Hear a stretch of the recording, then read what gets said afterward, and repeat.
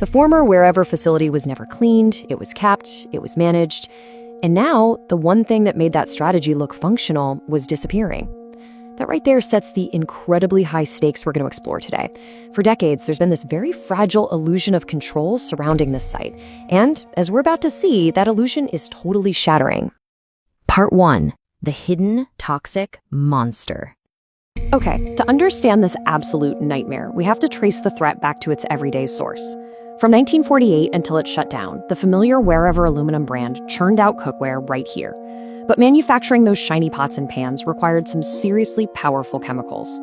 The factory relied heavily on industrial solvents. Specifically, degreaser called trichloroethylene, or TCE. When the plant finally closed its doors, it left behind a massive, uncontained underground reservoir of these toxic solvents. Section 2. A deadlier chemical mutation.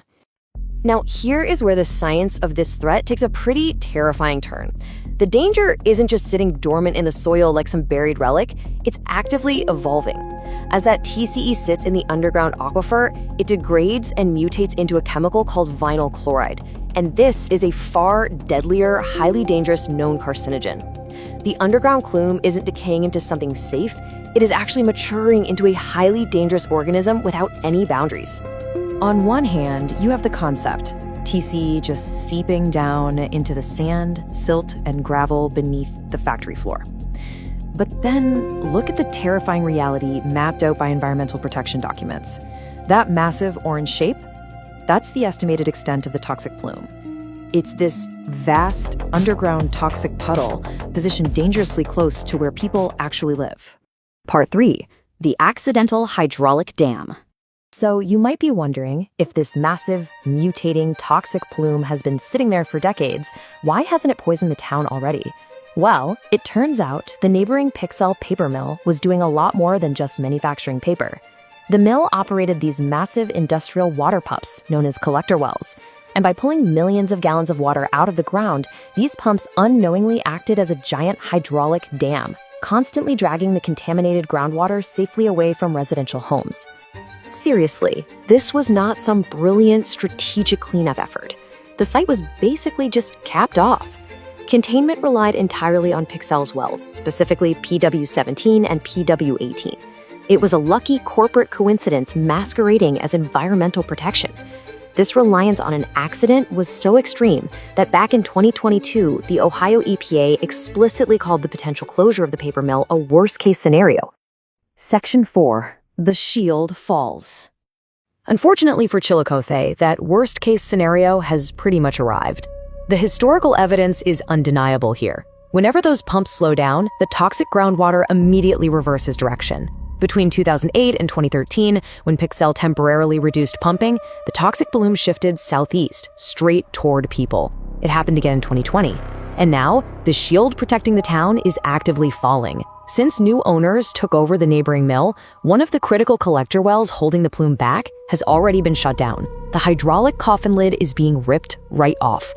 Despite this glaring reality, the current site owners, Helmet Aerospace, have relied on a computer model called BioChlor to claim the plume is stable and that southeast migration is, quote, unlikely. But as we can clearly see, physical reality tells a completely different story. Actual monitoring well data proves the groundwater has reversed direction before. We're watching corporate fiction collide head-on with hard physical data. And honestly, the data coming from those monitoring wells is acting like a blaring siren. These are the readings from the wells closest to Mary Lou Patton Park, sitting right at the southeastern edge of the property. Take a close look at the numbers for sample MW5. The TCE levels at that monitoring well were found at a staggering 5,300% above the EPA drinking water limit. I mean, let that sink in for a second.